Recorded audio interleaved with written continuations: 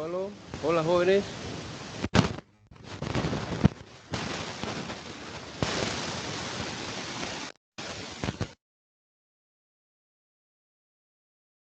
Hola, hola.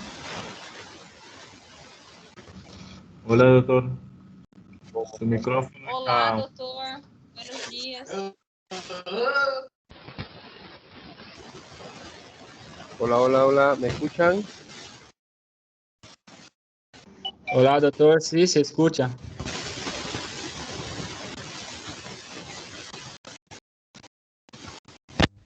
Bueno, jóvenes, empezaremos entonces, ¿ya?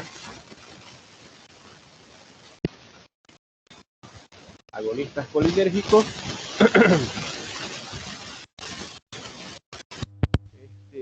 Este tema lo llevamos en la práctica esta semana, pero vamos a llevarlo con diapositivas rápidamente para pasar a los antagonistas colinérgicos, ¿ya?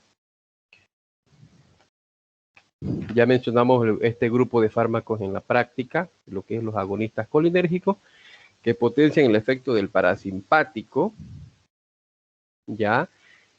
Y ya sea de manera directa o de manera indirecta, ¿no? Habíamos visto el efecto en general del parasimpático y en qué situaciones clínicas se indicaba. ¿Sí? Habíamos dicho indicaciones generales de los colinérgicos, de los fármacos agonistas colinérgicos, ¿no? Entonces, a manera de pregunta aquí a ustedes, ¿cuáles son las indicaciones de los agonistas colinérgicos?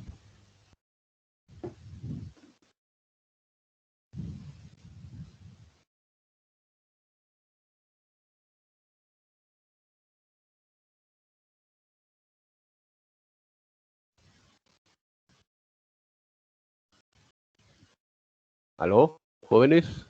¿Cuáles son las indicaciones generales de los agonistas colinérgicos?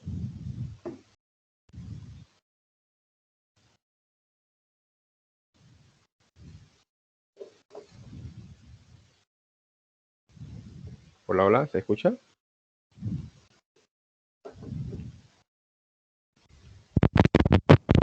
Se escucha así. Creo que una acción, doctor, una acción del fármaco. Claro, indicaciones de los agonistas, digamos, ¿en qué enfermedades vamos a utilizar agonistas colinérgicos? Así en general, sin mencionar todavía ningún fármaco, ¿no?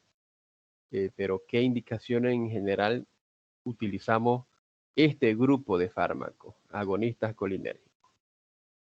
¿En qué enfermedades? ¿Con qué trastornos?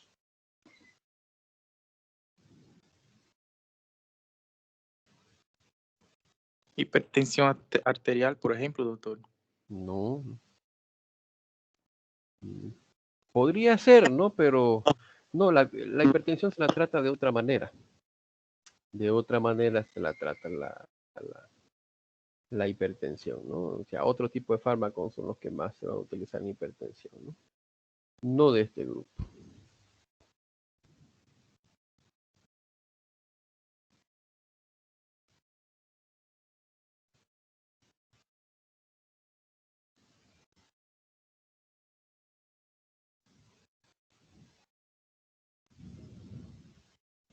¿Ah?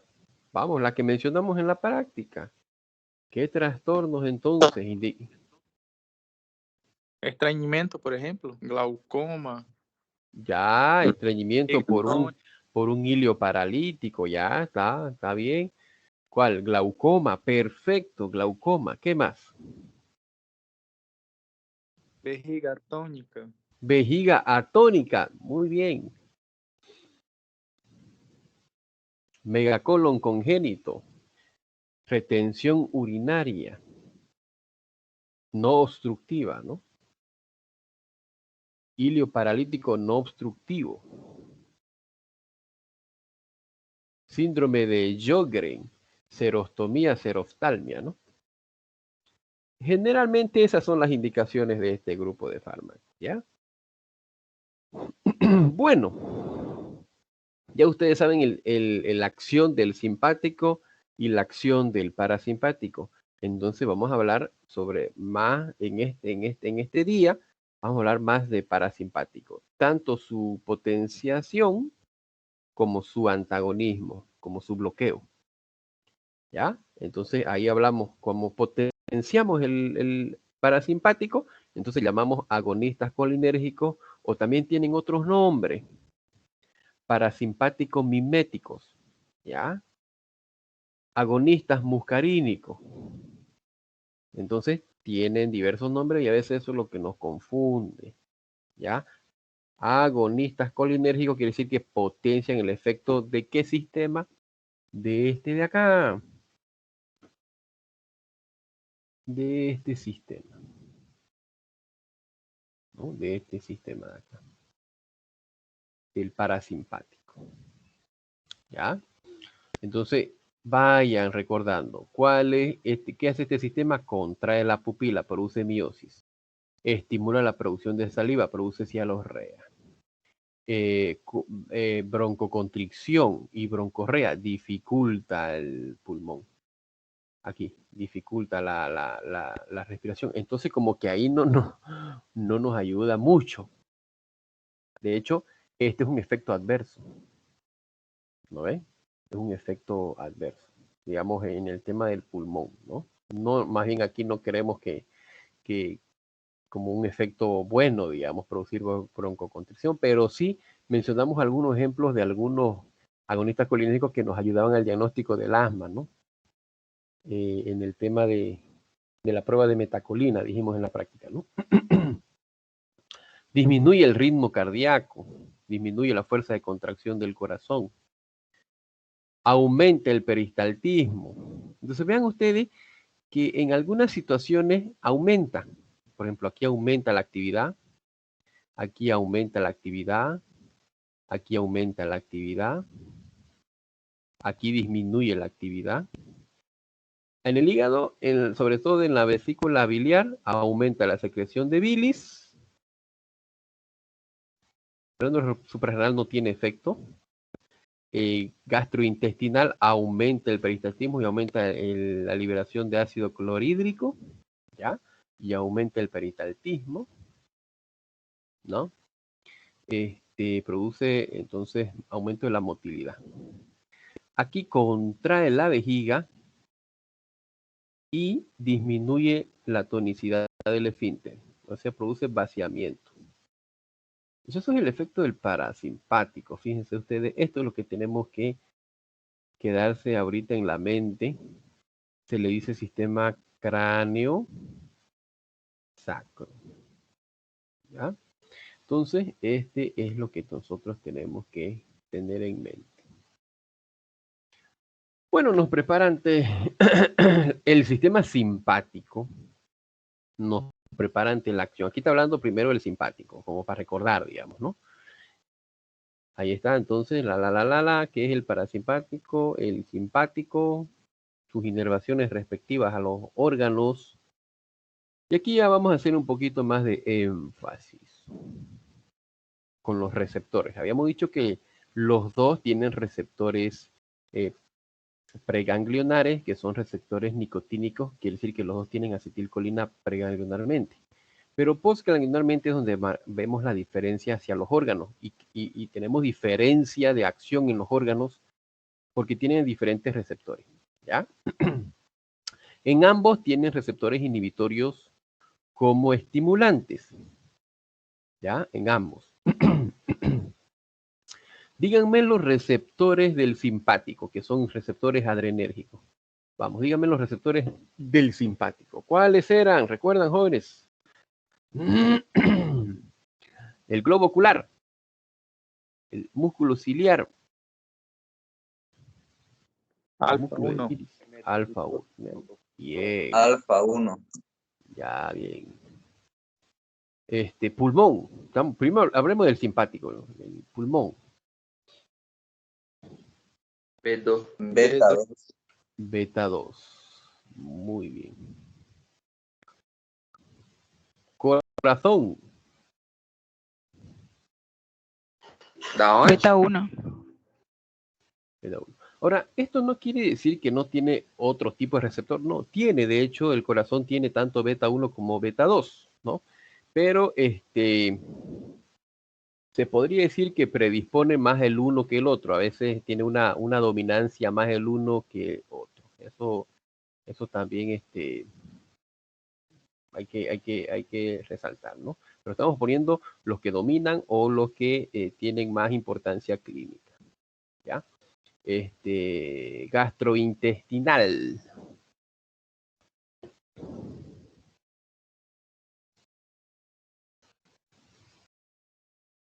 Beta 2. Beta 2 habíamos dicho, beta 2, alfa 2. Podría ser alfa 2, ¿no? Gastrointestinal también. Seguimos en gastrointestinal, alfa 2. Alfa 2. Vejiga. Beta 2. Pero aquí tenemos diferencia, ¿no? Tenemos diferencia con respecto a la vejiga. Tenemos la vejiga como tal y el esfínter, ¿no? El beta 2 sobre todo va a estar a nivel de la vejiga y del esfínter.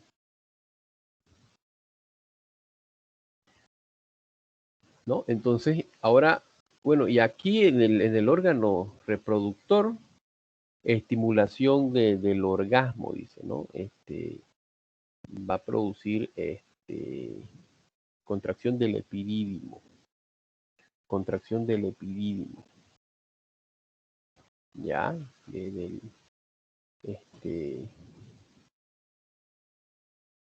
para la eyaculación. Aquí tendremos que poner un estimulante. Ya, puede ser un beta 2 o puede ser un alfa 1. Alfa 1. ¿Ya? Bueno, y el simpático, vemos que hay diferentes tipos de receptores. ¿Ya? Habíamos dicho que hay una mnemotecnia para recordar cuáles eran estimulantes y cuáles eran inhibitorios. Habíamos dicho que nuestra mnemotecnia es KISS. Los que son Q son estimulantes, los que son S son estimulantes también, y los que son I son inhibitorios. Entonces tenemos alfa 1, alfa 2, beta 1 y beta 2. Alfa 1, entonces acá produce midriasis. Beta 2, acá produce a nivel pulmonar, eso sí, a nivel pulmonar es lo contrario del vaso sanguíneo. Tenemos un ejemplo de un vaso sanguíneo, ¿no? Que producía vasoconstricción, pero aquí no tenemos el ejemplo del vaso sanguíneo. Tenemos el ejemplo de los pulmones, que produce broncodilatación. Broncodilatación, ¿no? La parte cardíaca que producía el simpático, taquicardia, ¿no? Taquicardia. Es estimulante. La parte digestiva es inhibitorio.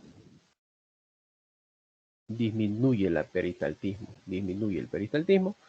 También disminuye el peristaltismo y la secreción de jugo pancreático de ácido clorhídrico. Disminuye la secreción gastrointestinal y la motilidad. Fíjense que en algunas partes es inhibitorio y en otras partes es excitatorio, ¿no?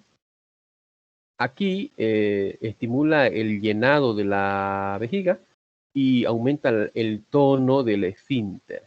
Entonces aquí se podría decir que estimula el llenado, no el vaciamiento. Estimula el llenado. Muy bien, y aquí se potencian los dos, aquí abajo se potencian los dos con respecto al parasimpático. En el parasimpático sus receptores eran igual metabotrópicos, tipo proteína G, al igual que el simpático, pero son de tipo muscarínicos, ya no nicotínicos, como neurotransmisor principal acetilcolina. O sea, aquí es muscarínico, M2, M3, habíamos dicho. Acá, en la parte pulmonar,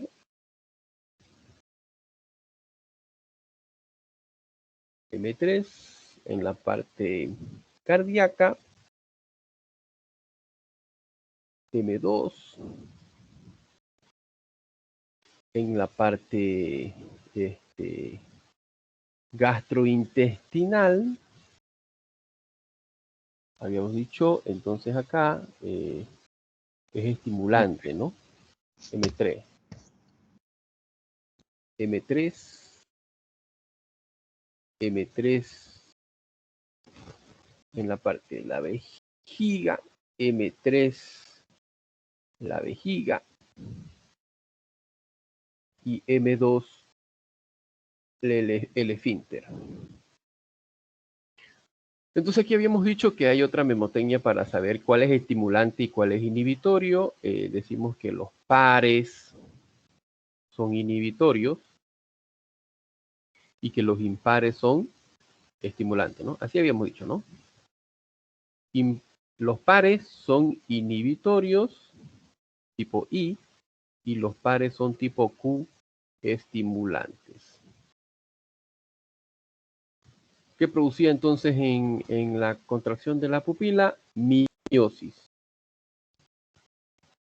Miosis que producía a nivel pulmonar, broncoconstricción, constriñe, broncoconstricción. Se producía a nivel cardíaco, bradicardia,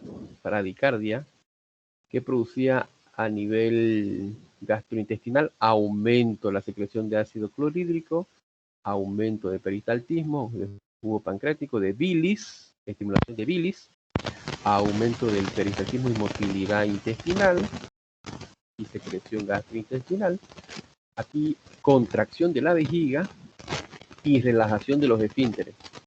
Entonces aquí estimula el vaciamiento.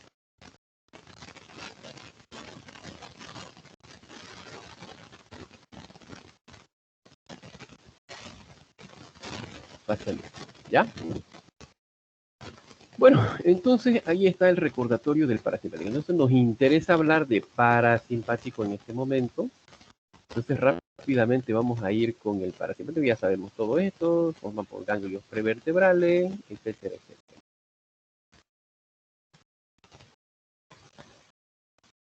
Los neurotransmisores respectivos, noradrenalina para el simpático, acetilcolina para el parasimpático.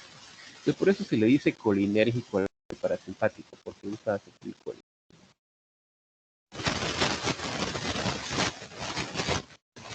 ¿Ya? Entonces hablaremos del parasimpático. Ahí está, acetilcolina tanto preganglionarmente como postganglionarmente. Receptor preganglionar nicotínico, receptor postganglionar muscular. Sistema cráneo. Ahí están otra vez el recordatorio de ti. Doctor, no se escucha bien, doctor. ¿Ya? ¿Ya? ¿Se escucha bien ahí? Hace muchos ruidos. Está haciendo interferencia.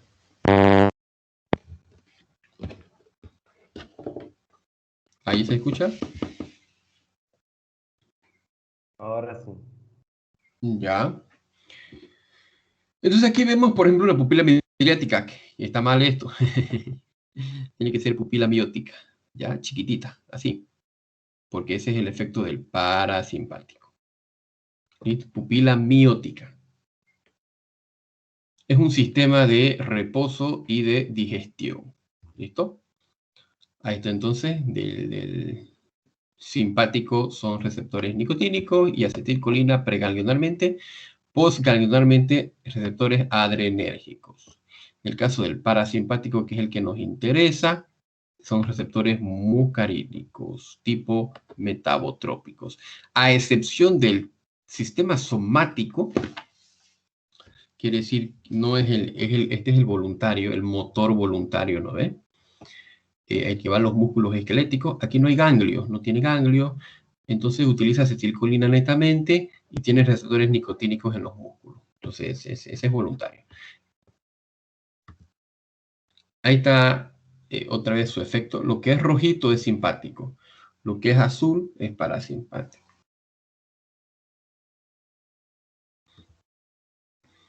Bueno, entonces la acetilcolina, sus efectos, pues, ¿no? Descenso de la frecuencia cardíaca, descenso de la presión, del gasto cardíaco, aumenta la secreción de saliva, estimulación de la secreción, aumenta la motilidad intestinal, emisión de orina, miosis, o sea, sistema de la digestión y del reposo.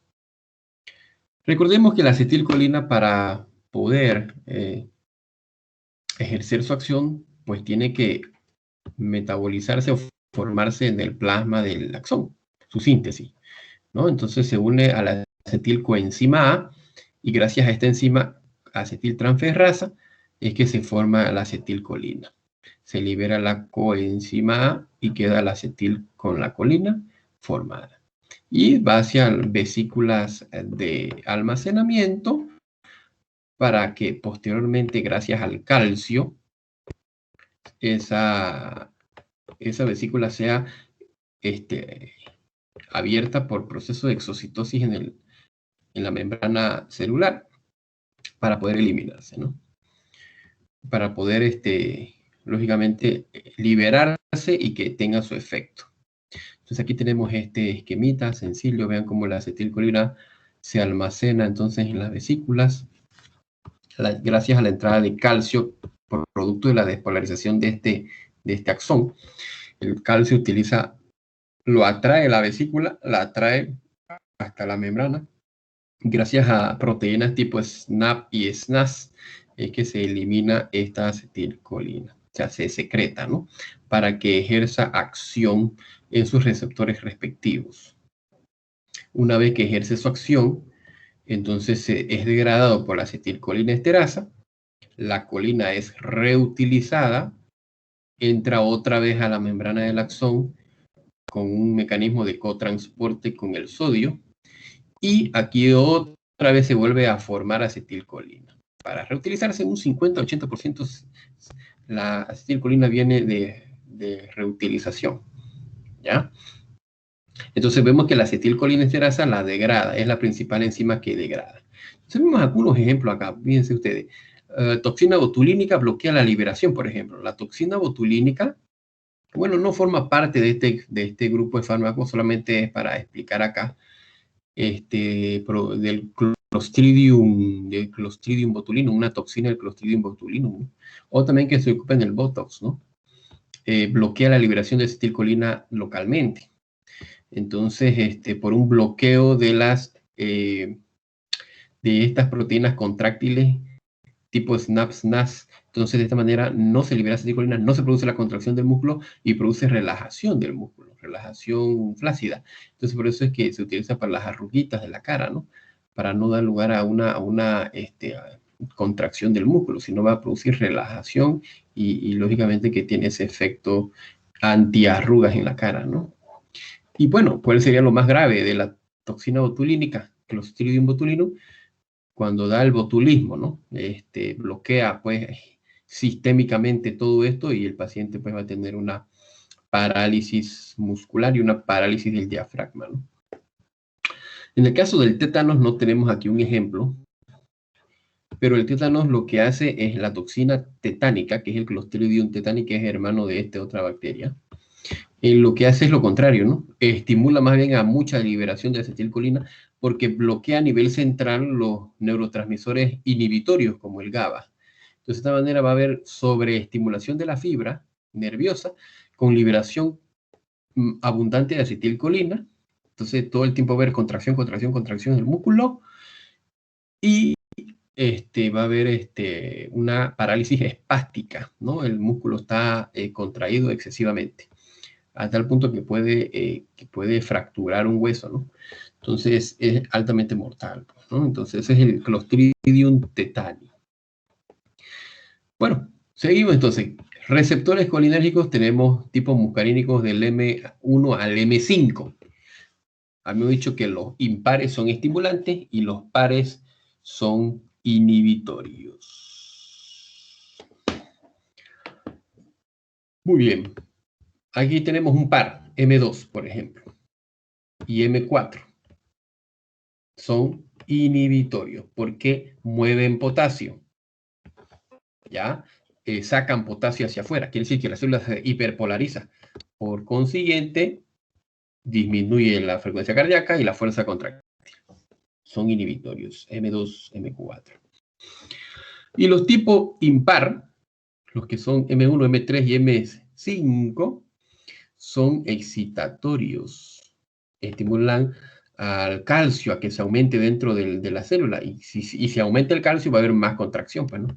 Activan la proteína C-cinasa, etcétera, etcétera. Entonces va a haber contracción, son estimulantes.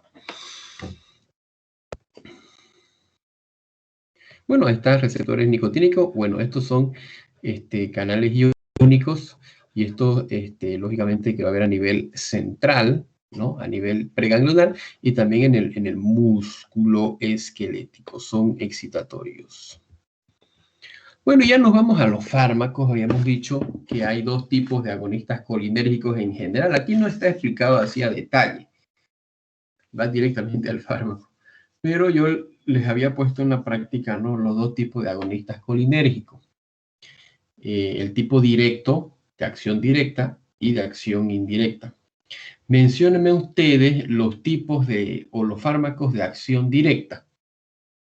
Agonistas colinérgicos de acción directa. ¿Cuáles eran? Carbacol. Carbacol, ya, ¿qué más? ¿Este de aquí estaba o no? Metacolina. Piloscarpina. Betadecol, metacolina, carbacol, piloscarpina. Muy bien, entonces todos esos son de acción directa, ¿no? ¿Por qué se dice que es de acción directa?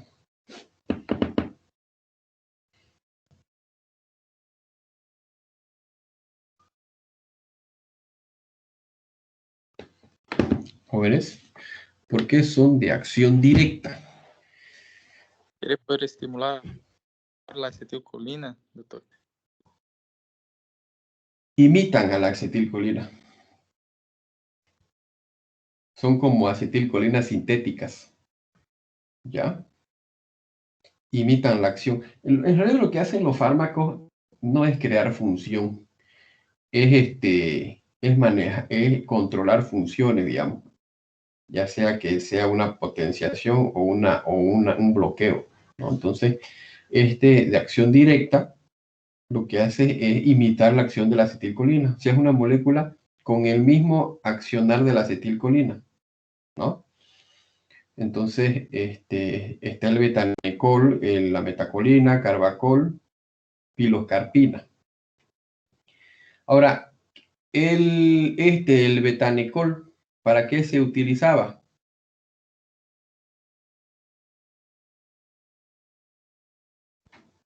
Vejiga tónica. Al principio mencionamos las enfermedades que están indicadas, ¿no? Entonces el betanecol se puede utilizar en vejiga tónica, atonía uterina, ¿no? Porque simula la acción de la acetilcolina. ¿Qué hace la acetilcolina con respecto al intestino y con respecto a la vejiga? Estimula la contracción, ¿no ves? Estimula la motilidad. Entonces, en un paciente que tiene una vejiga tónica, una retención urinaria no obstructiva, operatoria, por ejemplo, por acción de los anestésicos, entonces va a mejorar, pues va a estimular la contracción, ¿no? El vaciamiento de la vejiga y de la orina, ¿no? En hilio paralítico, no obstructivo, en hilio funcional, que es cuando se paraliza el intestino, por efecto igual generalmente por anestésico. Y no hay eliminación, y va a haber una distensión abdominal, una constipación, pero lógicamente es por una inhibición de los nervios intestinales. Entonces aquí va a haber una mejoría con este fármaco, ¿no? Va a estimular a que elimine los gases y aumente el tránsito gastrointestinal, la motilidad, el peristaltismo. ¿Sí? Megacolon congénito, ¿no? Cuando un segmento del colon igual no funciona, no hay peristaltismo, puede mejorar, aunque habíamos dicho que el tratamiento definitivo es la colectomía, ¿no? Extirpación del colon afectado. Así es, jóvenes. Muy bien. Entonces estamos yendo bien, ¿no? Este medicamento puede ir vía oral y parenteral.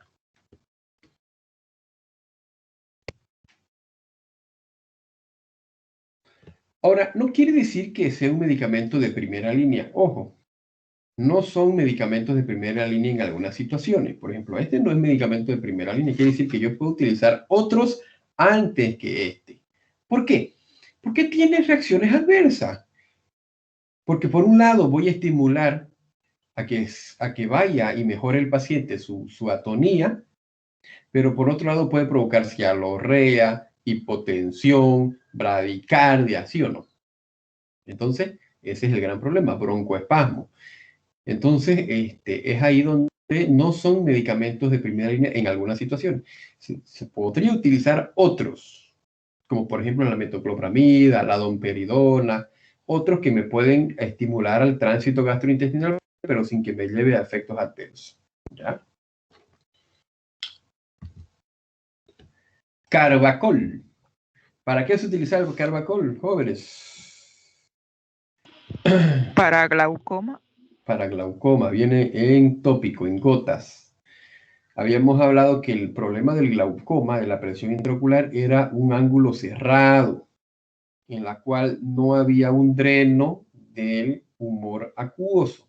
Entonces lo que hace el carbacol es producir miosis, ¿no? Se cierra la pupilita y con eso aumenta el ángulo de salida del humor acuoso. ¿Ya? Entonces en ese sentido mejora la presión intraocular. ¿Ya? Con este fármaco. Muy bien. Viene tanto en tópicos como en inyección intraocular. Piloscarpina. ¿La piloscarpina para qué se utilizaba?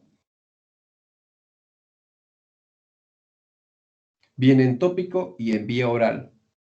Si viene en tópico, ¿para qué lo voy a utilizar? Glaucoma. De hecho, el glaucoma, la primera opción es piloscarpina. La segunda opción es carbacol. ¿Ya? La primera opción es piloscarpina. ¿Sí? Entonces se lo utiliza para igual, disminuir la presión intraocular. Y en el caso de la vía oral, ¿para qué la vamos a utilizar? Para estimular la secreción de saliva. Muy bien, estimular secreción de saliva, porque ustedes saben que la acetilcolina, el parasimpático mejora la salivación. Entonces, en síndrome de Sjögren, donde se caracteriza por resequedad bucal, que se llama serostomía, y falta de lágrimas, que se llama serostalmia. Entonces, en ese sentido, la piloscarpina me mejora ese aspecto del síndrome de Sjögren. ¿Ya? Ahí están sus efectos adversos de estos fármacos y su dosis. Neostigmina. ¿Para qué se ocupa la neostigmina? La neostigmina está dentro del segundo grupo que habíamos dicho. Ya dijimos los directos, ¿no? Ahora los de acción indirecta, ¿cómo actúan los de acción indirecta?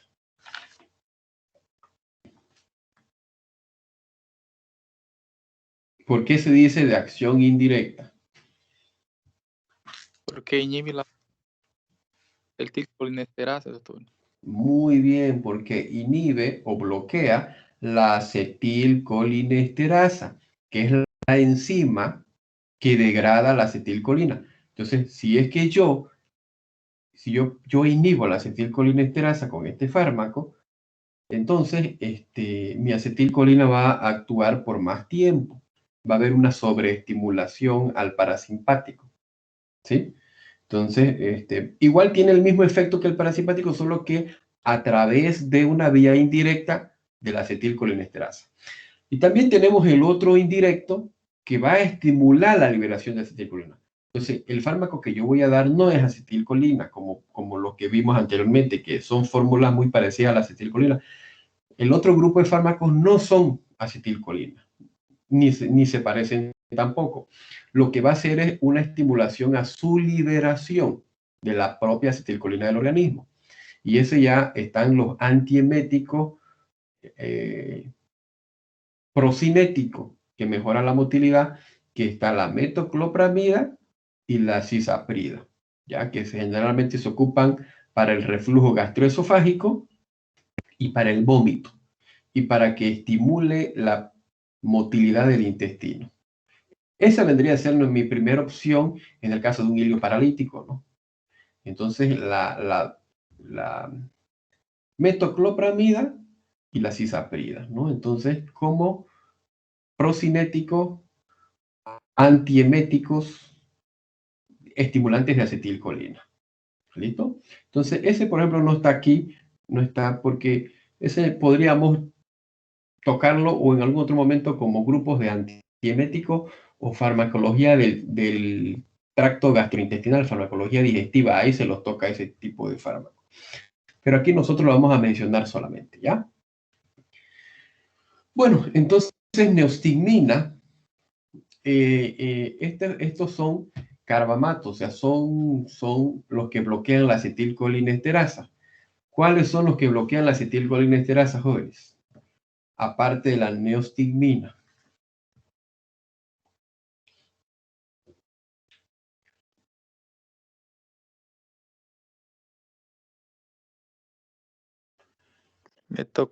Metoclopin, cisaprida.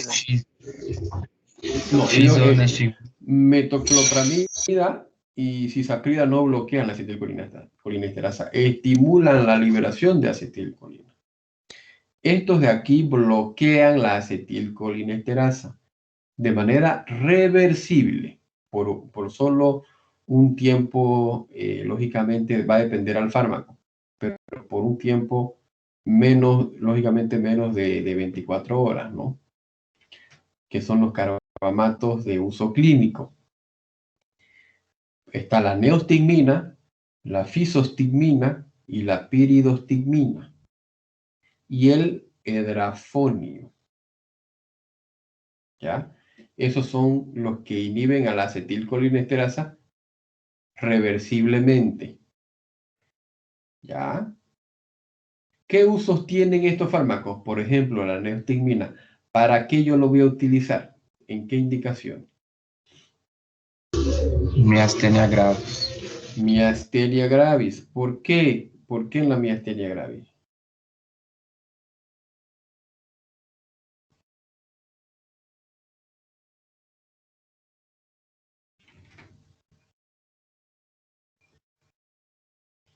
¿Cuál es el problema de la miastenia gravis?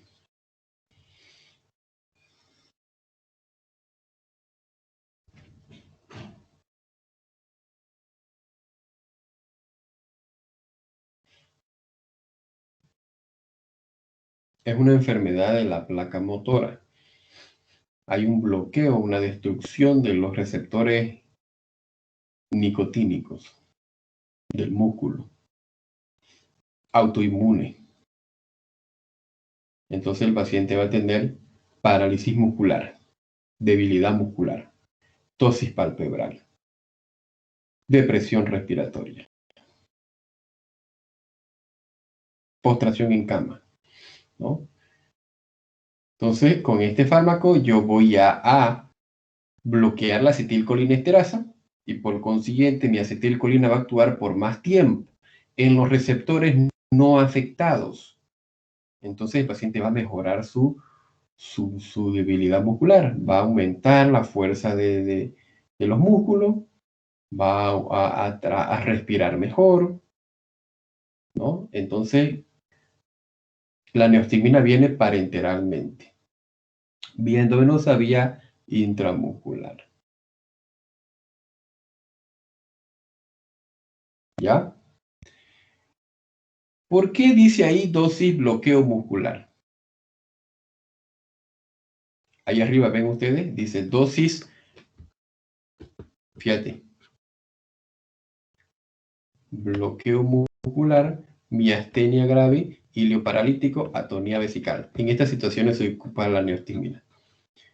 ¿Por qué dice bloqueo muscular? Como si fuera una enfermedad. Porque age entre la comunicación, la sinapsis entre los músculos y el nervo. Entonces hay un bloqueo. No, pues la neostigmina estimula la contracción. ¿No ve? Estimula a la contracción la neostigmina, porque la acetilcolina va a actuar por más tiempo, va a estimular. Entonces aquí bloqueo muscular se refiere a indicación. O sea, cuando el paciente tiene un bloqueo muscular, porque abusamos los fármacos relajantes musculares, dígame un fármaco relajante musculares que ya hablamos, creo que con ustedes, güey. Hablamos cuando dijimos anestésicos, ¿no ves? Dígame un relajante muscular. Succinilcolina, pancuronio, atracurgio. Cuando uno abusa mucho de estos fármacos en la anestesia, vas a producir un bloqueo muscular muy intenso o un bloqueo muscular muy progresivo, digamos, ¿no? O muy tardío. Si al paciente le cuesta mover los músculos, ¿ya? Entonces aquí está indicada la neostigmina como antídoto a los bloqueadores musculares. ¿Entienden?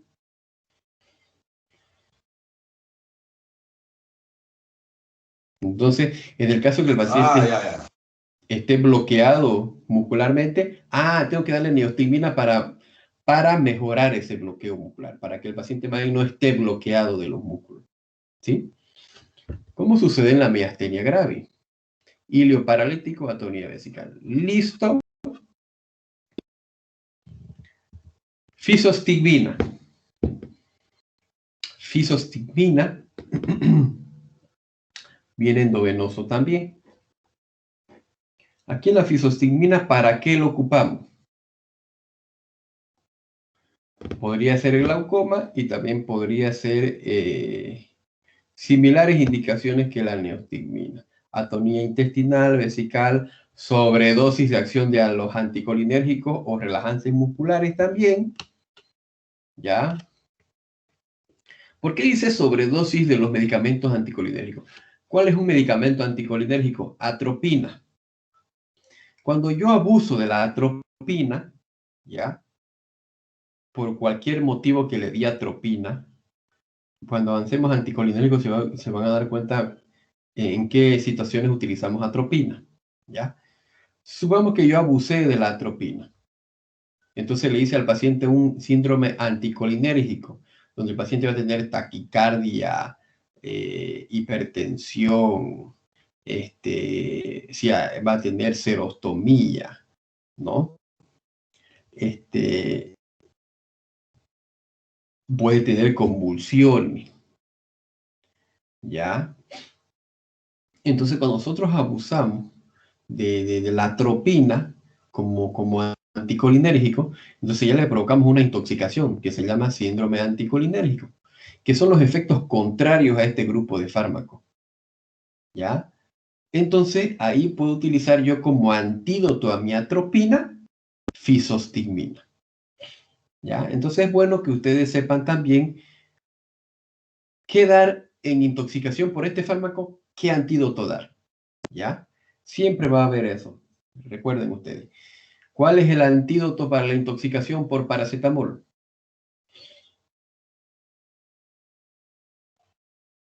Porque el peladingo se lo vació todo el frasco de paracetamol. O la mamá le dio una tableta de 1 gramo al niño para la fiebre. Se la machucó y se la dio toda. Más tarde le dio otra vez. Ya está intoxicado con paracetamol. ¿Cuál es el antídoto?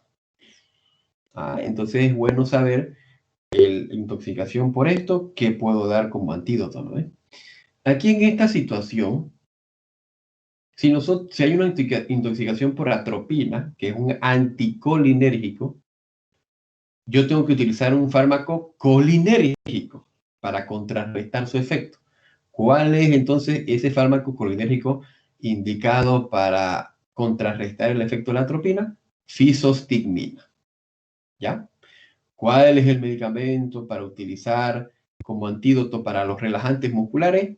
Fisostigmina también y neostigmina. ¿Ya? Así. ¿Listo? O glaucoma también. Vean ustedes glaucoma. Listo.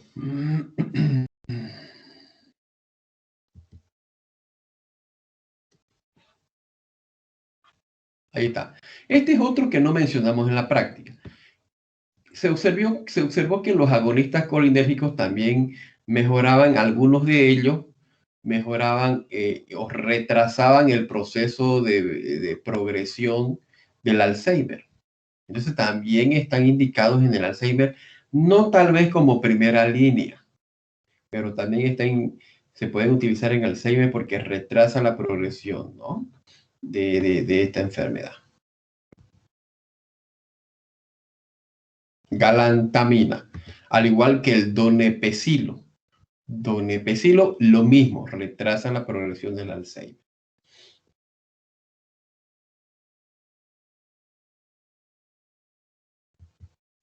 Ecotiofato.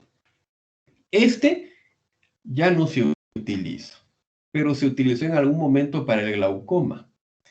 ¿Cuál es el problema de este ecotiofato? Que es un órgano fosforado. Es un tipo de acción indirecta, al igual que la neostigmina, que la fisostigmina, que la piridostigmina. ¿Ya? Es igual. Solo que este viene de aplicación topical ocular para el glaucoma. Están indicados para el glaucoma. El gran detalle es que este es más fuerte. ¿Ya? Dura bastante su efecto, al igual que un órgano fosforado que son los venenos, los tóxicos, con tipo herbicidas y tipo insecticidas, ¿no ven? Este actúa de similar forma, solo que fue hecho para tratar el glaucoma. Por eso tal vez dejó de utilizarse, ¿ya? Vean ustedes, se une a la acetilcolinesterasa de manera irreversible, ¿ya?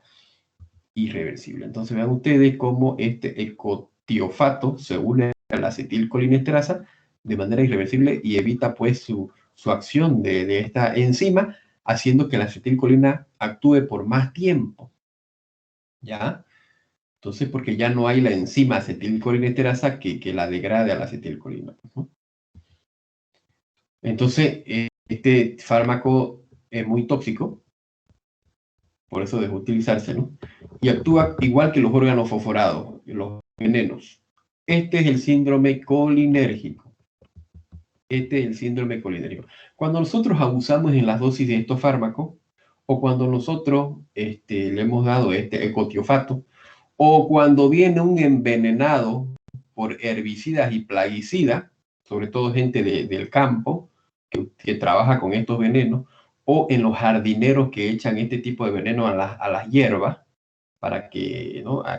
para matar a las hierbas malas, ellos se pueden intoxicar con este tipo de veneno porque son bastante lipofílicos, se pueden absorber por la piel, por la vía respiratoria también se pueden absorber y por la vía, lógicamente, la vía digestiva. Entonces, ¿qué? Este es el síndrome colinérgico. Puede tener convulsiones, temblores, cialorrea, o sea, todos los efectos del parasimpático, ¿no? Cialorrea, salivación, tiene miosis, lagrimeo constante, rinorrea, broncorrea, dificultad respiratoria porque tiene broncoconstricción, tiene miosis en los ojitos, le escuchamos el corazón, bradicardia, ¿no? Puede llegar a paro cardíaco, ¿no? Hipotensión arterial, ¿sí? Relajación de esfínteres, cólico abdominal, diarrea, ¿Ya? Todo este es el síndrome colinérgico. ¿En qué situaciones se ve? Intoxicación por órganos fosforados y carbamatos. ¿Listo? Entonces se utilizó para el glaucoma, pues no el cotiofato. El problema es que puede llegar a producir catarata. Ahí está entonces los inhibidores de la acetilcolinesterasa de manera irreversible. Entonces son los venenos de insecticidas agrícolas, que es lo que les voy a mostrar ahorita en otra diapositiva.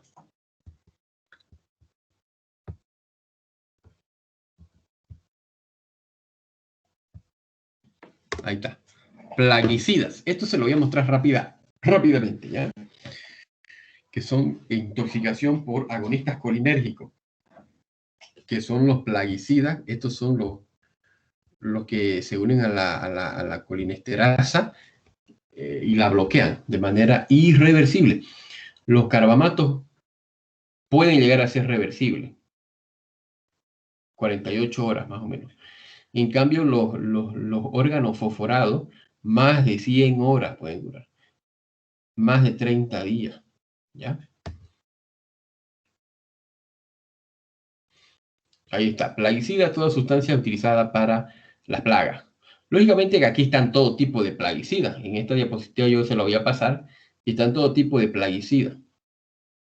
No solamente están los órganos fosforados y los carbamatos, están otros tipos que no entran, sí, eso sí, los otros tipos de plaguicidas no entran en el grupo de los órganos fosforados, no se vayan a confundir. Aquí, por ejemplo, tenemos varios tipos.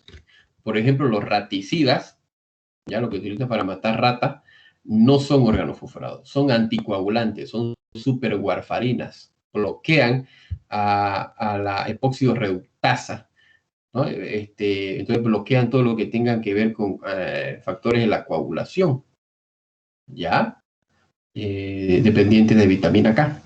Entonces, en ese sentido, la rata muere por hemorragia, no coagula la sangre. Entonces, ese es otro grupo de fármacos, ¿ya? Eso no vamos a hablar, pero igual están en la diapositiva por si ustedes quieren ver, ¿no?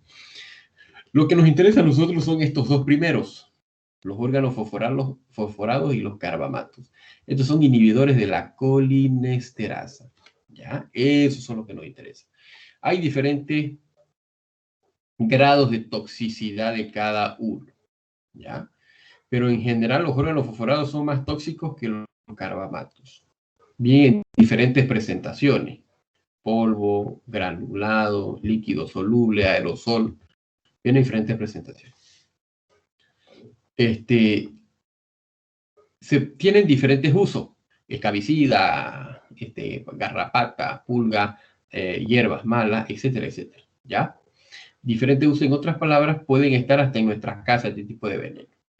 Aquí está todo tipo de veneno, no solamente los órganos fosforados. Aquí están inclusive los piretroides, que son los de uso para los mosquitos y los insectos, ¿no? El baigón y el resto. Y estos tipos de venenos también. Todo tipo de tóxicos y venenos. Y estos son los que más nos interesan. Estos de aquí. El malatión. Les había dicho yo en la clase práctica que tiene un nombre como de demonio, ¿no? Malatión, paratión, feitión. ¿Ya? Esos son sus nombres. Furadán, diclosvos. Son pesticidas, insecticidas, plaguicidas. Se ocupan generalmente agrícolas, en plantaciones agrícolas o en herbicidas en los jardines. ¿Ya? Son bastante liposolubles. Vamos a ir pasando rápidamente. Poco volátiles, baja persistencia. Ahí están. Los órganos fosforados son paratión, vapona, clorpirifos, malatión. Carbamato, aldicarb, carbofurano, propofur, baicón. Entonces son los venenos que inhibidores de la acetilcolinesterasa. Ahí están las características. Se administran o como se absorben por vía digestiva, respiratoria y cutánea. Entonces, como son bien lipofílicos, a veces la persona ni se da cuenta que se está absorbiendo el veneno a través de su ropa. Cuando se derrama el veneno en la ropita, queda en la ropa, entonces se va absorbiendo por la piel. O por vía inhalatoria. ya por vía inhalatoria. Biotransformados en el hígado y puede llegar a producir metabolitos más tóxicos todavía. Ahí está. Carbamatos, lo mismo. Eliminación, orinas, heces, aire expirado. Cuando se expira, igual hay un olor típico del veneno. Entonces, estos pacientes tienen un olor a aliento a ajo. Es un olor fuerte, ajo a petróleo. ¿Ya? Ahí está. Órganos fosforados inhiben reversiblemente a la acetilcolinesterasa. Bueno, irreversiblemente. Y los carbamatos reversiblemente. O sea, más graves serían los órganos fosforados. Acción sobre la colinesterasa, etcétera, etcétera. Eso ya lo sabemos. Producen un síndrome muscarínico nicotínico. ¿Cuál es el síndrome muscarínico? Es el síndrome colinérgico, ¿no? Es cialorrea, ahí está, miosis, visión borrosa, hiperemia conjuntival, rinorrea, lagrimeo, ¿ya? Broncorrea, tos, dolor torácico, disnea, dificultad para respirar porque cierra la vía aérea, diarrea, vómito, cialorrea, cólicos abdominales, tenesmo, ¿ya? Micción involuntaria, hay una incontinencia urinaria, ¿no? Bradicardia, hipotensión. Entonces, todo esto es el síndrome colinérgico o síndrome muscarínico, es efecto del parasimpático, ¿sí? Porque yo bloqueé toda la acetilcolinesterasa de manera irreversible. Entonces, la acetilcolina va a actuar sin control. No a ver quién la bloquee, pues la acetilcolina, ¿no? Todo eso, lo mismo, ya, todo eso, ¿no? ¿Cuál es la triada típica de este síndrome colinérgico? Miosis, broncorrea, bradicardia. Ahí está, facilito. Entonces, ¿qué hay que hacer? Sus laboratorios, ya sabemos, glucosa, electrolitos, gradiena, todo eso hay que pedir a ese paciente. Otras causas. Diagnóstico diferencial. Hay que siempre ver que el paciente no tenga hipo o hiperglicemia. Lo primero, el paciente que vean estos pacientes así, lo primero es medirle la glicemia por cinta, para ver si no es un trastorno de glucosa que es mucho más frecuente que un paciente intoxicado, ¿no ve? Etcétera, etcétera.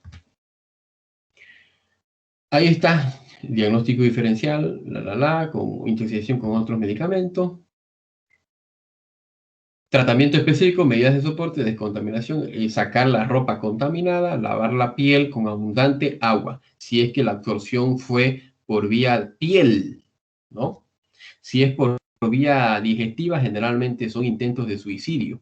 Por la vía piel inhalatoria es accidental en los trabajadores, ¿no? Y cuando es intento de suicidio se lo toman, ¿ya? Entonces, ¿qué hay que hacer en el caso de ingestión? Lavado gástrico, carbón activado, inducir vómito. No siempre se induce a vómito en toda intoxicación, ¿no? En este de carbamato y órgano fosforado se puede inducir al vómito. Porque en sí el veneno no irrita la mucosa. El problema es si el veneno es si se absorbe, ¿no? En cambio, otros tipos de venenos o tóxicos son irritantes a la mucosa. A esos no hay que inducir al vómito, como por ejemplo los cáusticos. Los cáusticos son irritantes a la mucosa. Y el hipoclorito de sodio, la lavandina, son irritantes a la mucosa. Entonces, eso no hay que inducir al vómito, ¿ya? Y no hay que hacer lavado gástrico porque también le puedes perforar el esófago porque ya viene blandingo de lo que entró el veneno, ¿no? Entonces, hay que darle otro tipo de tratamiento ahí. Hasta leche se puede utilizar en ese tipo de pacientes por cáusticos. Entonces, aquí se puede hacer inducción al vómito, lavado gástrico y carbón activado si es que el paciente lo ingirió, que es muy raro. Más las intoxicaciones es porque se absorbió por la piel o por vía inhalatoria. ¿Qué se da entonces para estos pacientes? Si el problema es síndrome colinérgico, o sea, una excitación continua por parte de la acetilcolina, mucha excitación del parasimpático, entonces yo tengo que dar bloqueadores de los receptores muscarínicos, bloqueadores de los receptores colinérgicos. Yo tengo que dar un antagonista colinérgico, o si ustedes quieren un anticolinérgico. ¿Cuál es? Atropina.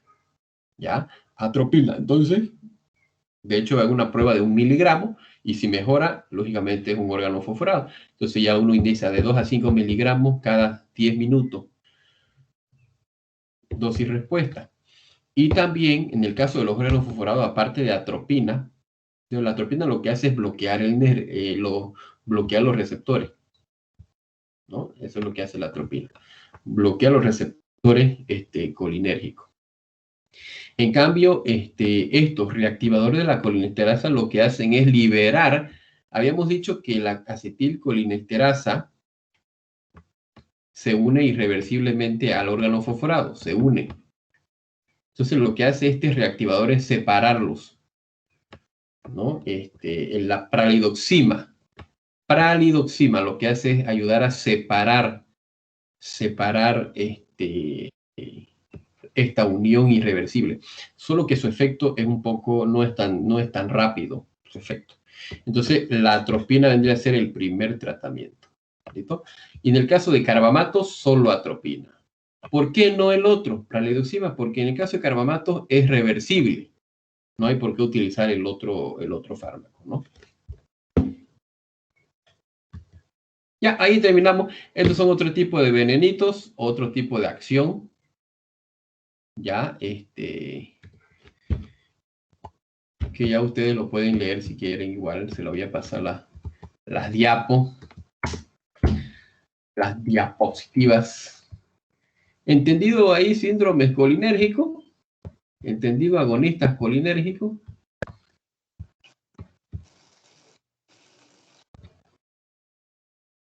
Sí, doctor. Ya, yo creo que lo vamos a dejar antagonistas colinérgicos, que es un tema larguito también. Bueno, no tanto, ¿no? Pero igual es lo que es los bloqueadores de los receptores colinérgicos, que son los anticolinérgicos. Seguimos en farmacología del parasimpático, por si acaso.